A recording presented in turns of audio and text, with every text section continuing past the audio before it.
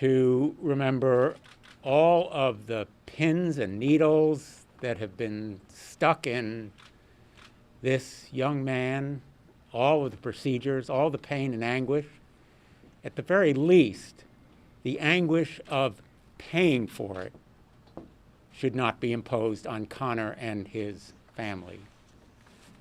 This hearing is going to be about real people and the harm that Justice Amy Coney Barrett could do to those real people in real ways if she is confirmed and she overturns the Affordable Care Act.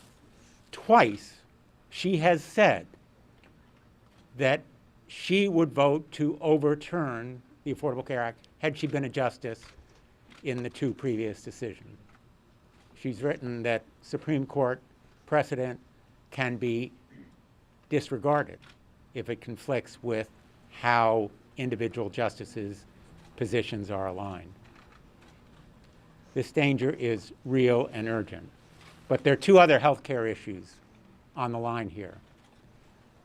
Reproductive rights is a health care issue.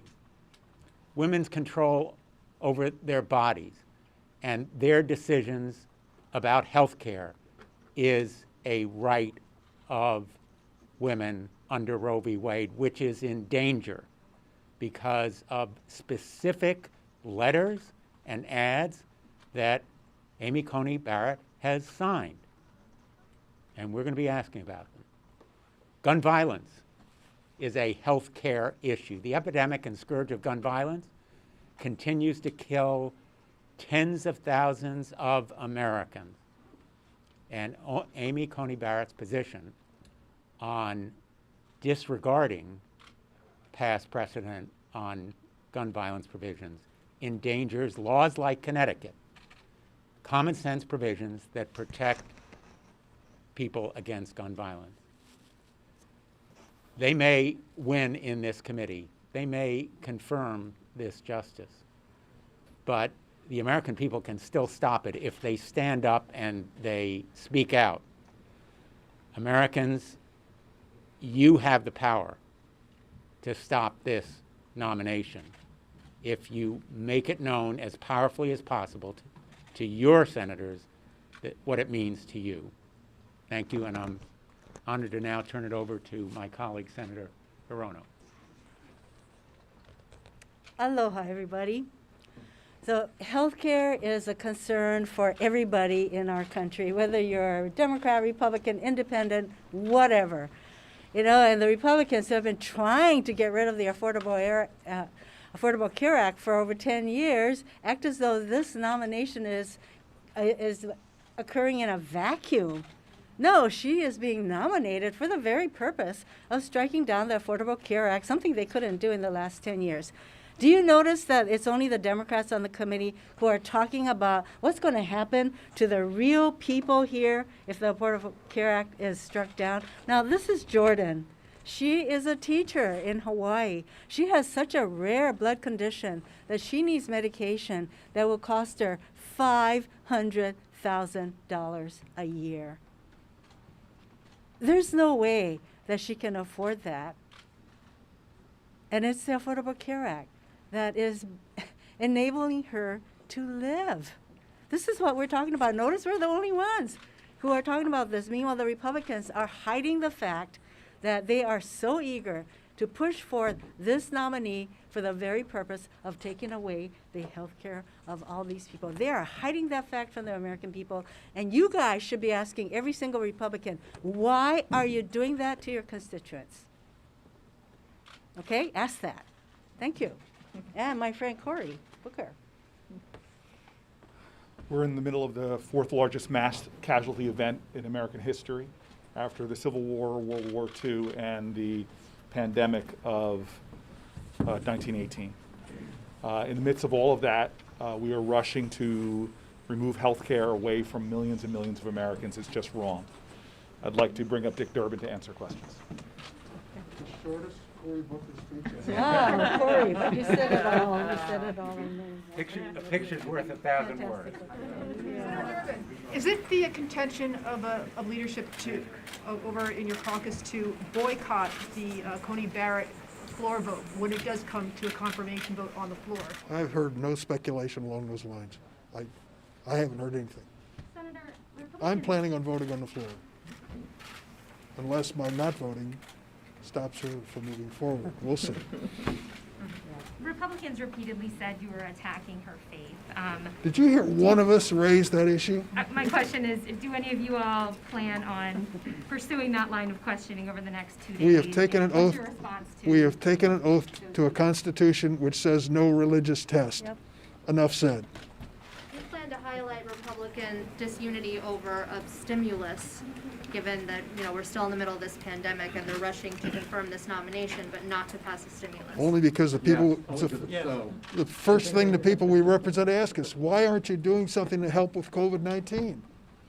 The opening I made in my comments was, I get more questions than anything else about why aren't you giving another round of stimulus relief rather than doing. Could I add one thing here, is that 74% of Americans in a recent NBC poll said we should be doing that our Republican colleagues who run the Senate should be leading on COVID relief instead of having this hearing.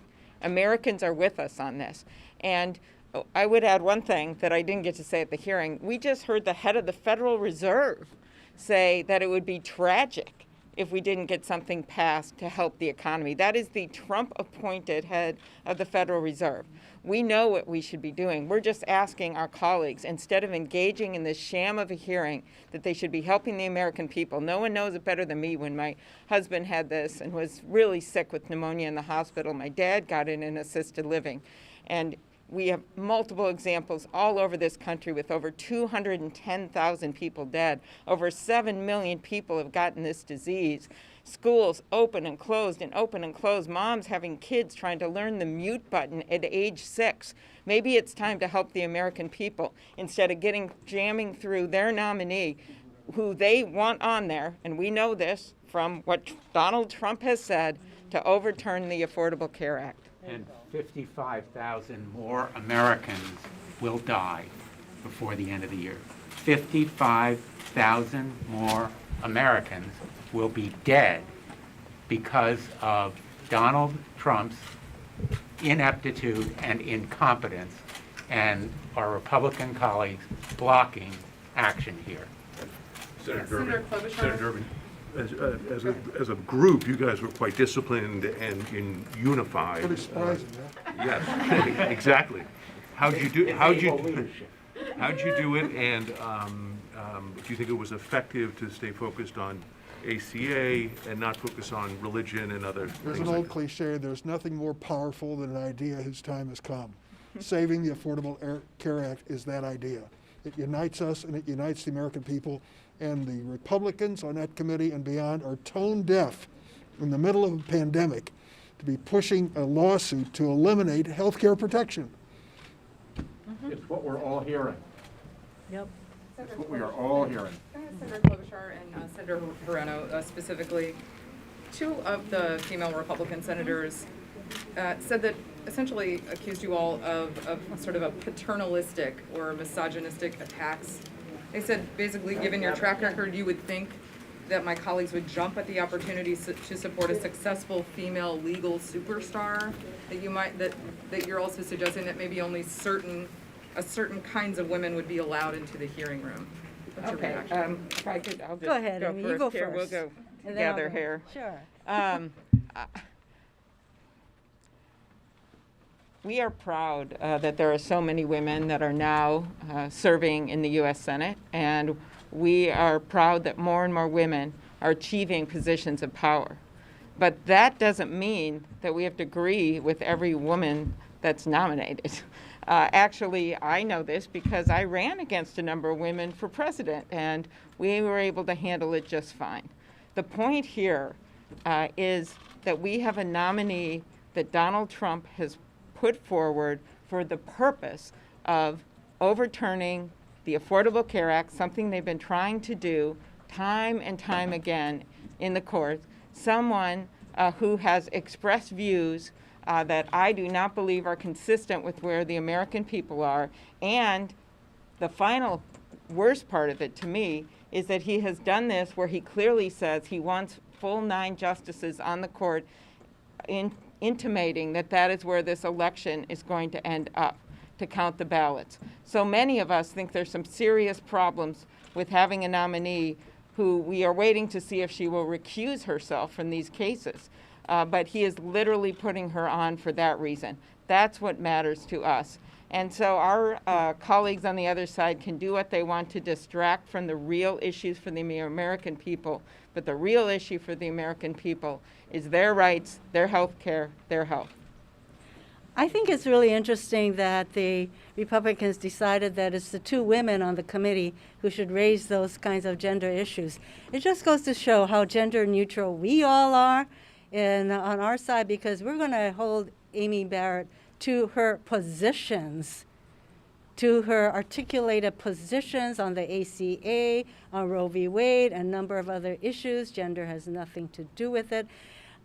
It just says to me that they feel kind of really very defensive about it, you know? And you know that they didn't even have any women on the committee until after the Kavanaugh hearings. That should tell you something. One more question, maybe?